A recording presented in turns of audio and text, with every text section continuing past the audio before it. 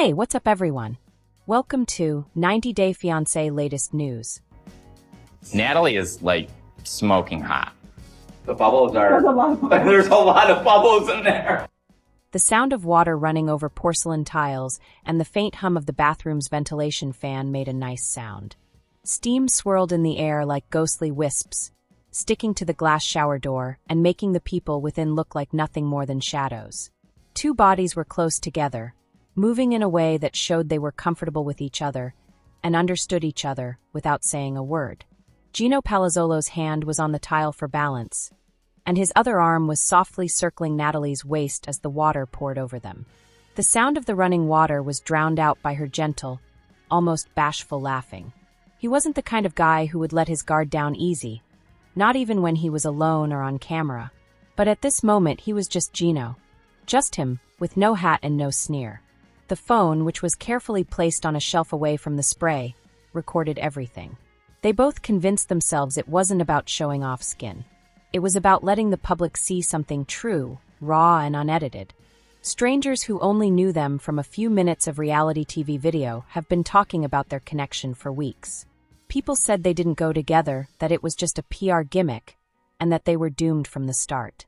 Natalie turned her head up to look at him, and water ran down her cheeks like silver threads. "Are you still worried about posting it?" she asked, her accent twisting over each syllable. Gino let out a breath, which fogged up the glass.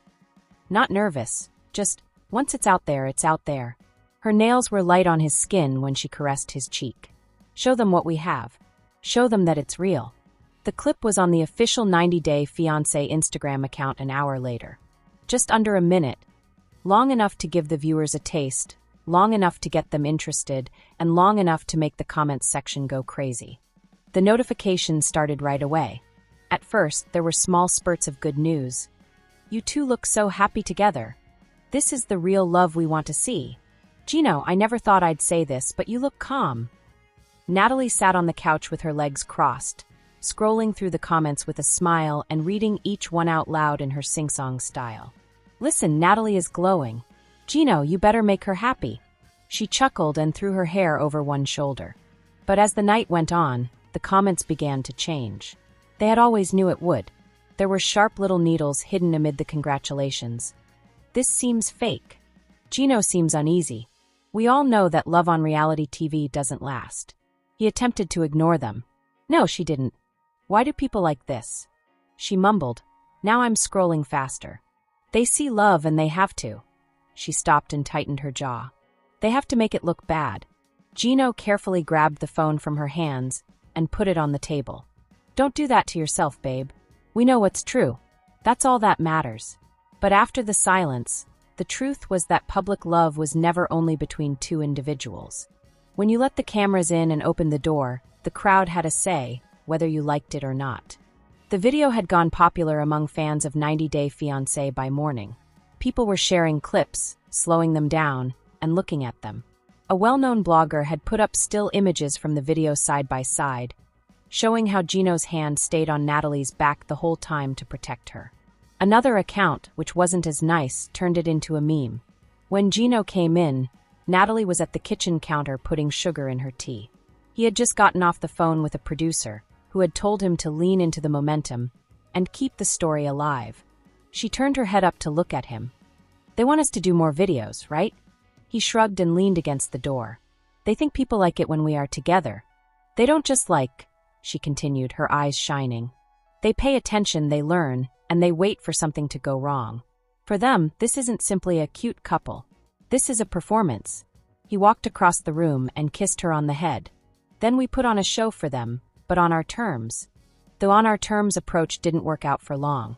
2 days later, TLC's social media team got in touch with them about making a video of their reaction to fan comments. They wanted the couple to sit together and smile while they answered both compliments and critiques in a light-hearted way. Gino was in. Natalie wasn't. "You want me to laugh while people I don't know pick us apart like lab frogs?" she asked as she walked around the living room. "No, no more videos." He tried to talk sense into her. "It's just part of the job. We're already out there." She stopped pacing and looked at him with keen eyes. "No, we're already out there like I said we would be, on TV with a narrative. What is this? This is not the same. Every second they're watching us.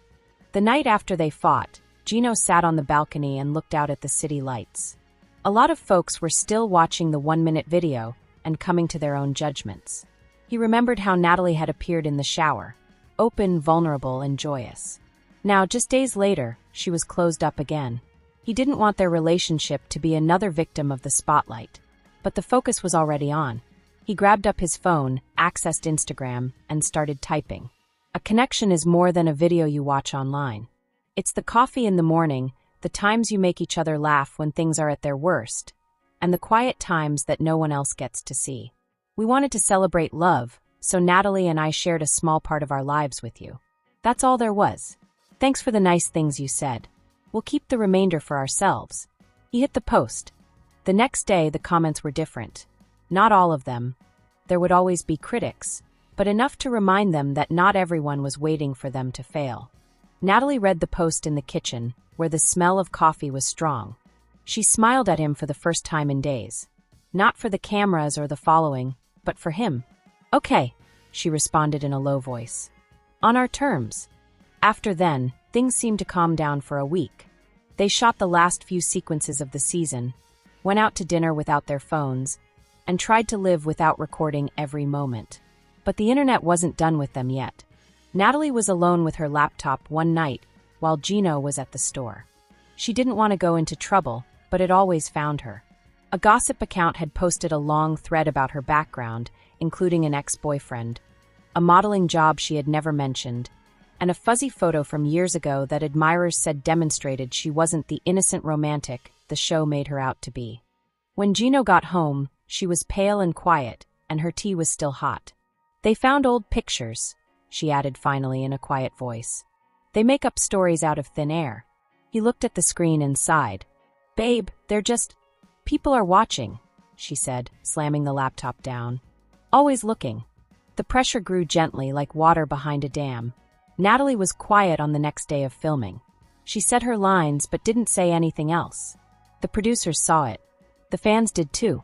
People started to leave comments. Natalie seems off. Is there something wrong with them? Gino tried to chat to her that night. She shook her head no. I'm fine. He didn't trust her. Everything fell apart during a party after the season finale. There were a lot of people in the room, and the laughter bounced off the walls. Gino was talking to a producer when Natalie showed up next to him. Her face was blank. She said, I'm leaving. He said he was sorry and went outside with her into the cool night air. What happened? Why? He asked. Her eyes were brilliant with tears that she hadn't wept yet. I can't breathe in there. I can't take this in anymore. I don't want my love to be entertainment. They didn't end their relationship. Not then, and not in the weeks that followed. But everything changed. They made less movies. They didn't post as much. They made areas where cameras weren't allowed, not even their own.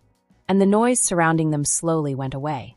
The video of the shower was still out there, but it was just one among many. Months later, one night, Gino found Natalie in the kitchen barefoot, humming to herself while she made tea. From behind, he put his arms around her. He whispered, "No cameras." She grinned. "Don't take pictures." At that time, the outer world didn't matter.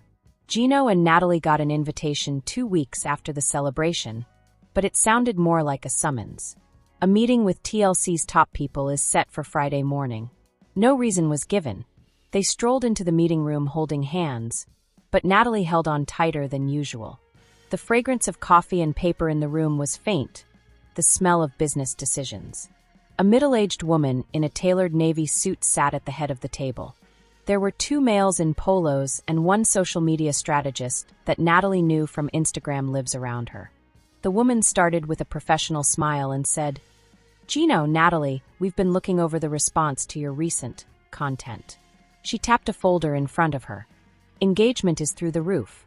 The shower clip, the statement post, and the rumors are all helping the season's statistics. We think it's time to make money. Gino could feel Natalie move next to him, but her face didn't change. What do you mean by capitalize? He asked carefully. The strategist leaned in, and his excitement was so high that it almost hit the table. We want to start a short series that shows private, behind-the-scenes aspects of your lives together. A mix of real life and love. Think of curated authenticity. Natalie laughed once, but it wasn't funny. Curated authenticity? So act like you're real? The woman in the suit tried to make it less harsh. We want to give the audience more of what they liked. You have a special connection on screen. We wouldn't want it to go to waste. Gino's mind was racing. On the one hand, it was a chance to make money, get attention, and have control over their story. He could also feel Natalie tense, and every muscle in her body screamed no. Finally, he stood up and said, "Well, think about it." They didn't give it much thought. They didn't look back as they left the building. The stress from the meeting stayed with me. TLC didn't press any more, at least not right away, but Natalie felt the walls closing in on her again. She was looking through her DMs one afternoon while Gino was in the bedroom. Most of them were fine, but one made her stop in her tracks. It was from a fan account, or at least someone trying to be one. The mail was long, harsh, and full of accusations against her character, her background, and even her family. It finished with, "We all know you're only here for the fame." Gino can't see it. She looked at the words until they became fuzzy. She answered nevertheless, even though she knew it was wrong. "You don't know who I am. You don't know us." The answer came right away. "I understand what you show us. That's all that matters." She was shivering as Gino walked in. He snatched the phone from her, read what they had said, and his jaw tightened. "Block them," he urged. "I want to tell them they're wrong," she said quietly. "You can't fight shadows, Nat. There will always be another comment and another account. You will drown if you try to answer them all." She gazed at him and searched his face. "How do we get through this, then?" He didn't know what to say. A week later, it all fell apart. They were in a small restaurant, sitting in a corner booth, trying to have a quiet meal. A woman at the adjacent table kept looking over at her phone. She didn't ask for a picture when she finally got close. She didn't say who she was. She leaned forward and added, "I used to think you two were real. But now, you're clearly acting. If you think people can't tell, you're deceiving yourselves." Natalie stopped. Gino started to answer, but Natalie was already up. "We don't owe you our truth," she continued, her voice low but steady. "And you don't get to choose what's real for us."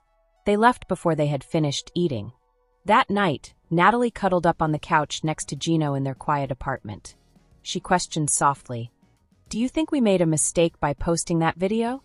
He thought about it, about how happy he was at that moment and how bad things were after that. "No, I guess the mistake was assuming we could share something so private without it being theirs." She nodded slowly.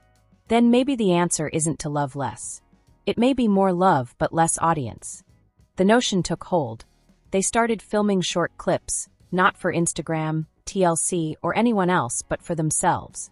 Making pancakes, walking in the park, and joking about spilled coffee are small parts of their lives. They kept them in a private folder, like a digital scrapbook of memories that no one else could see. Weeks went by. The noise on the internet got quieter. The shower clip stayed on fan pages, but it wasn't the main topic of talk anymore.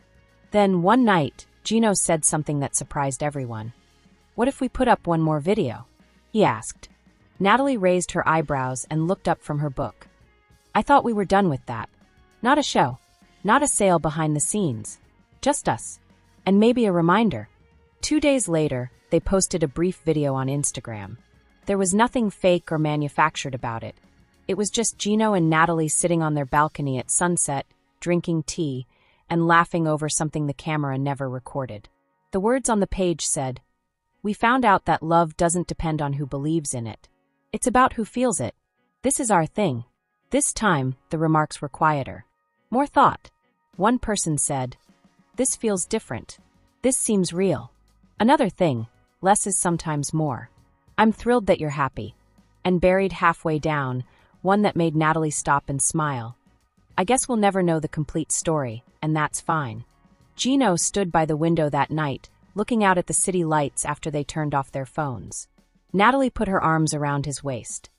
"Hey," she said softly, "if that shower video never happened, we wouldn't be here like this." He smiled a little. Maybe the video was never the point. Maybe it was about figuring out what to keep for ourselves. And for the first time in a long time, the spotlight seemed far away. This gossip is over. If you liked the video, then give your opinion in the comment box and stay with us by subscribing the channel. Thank you.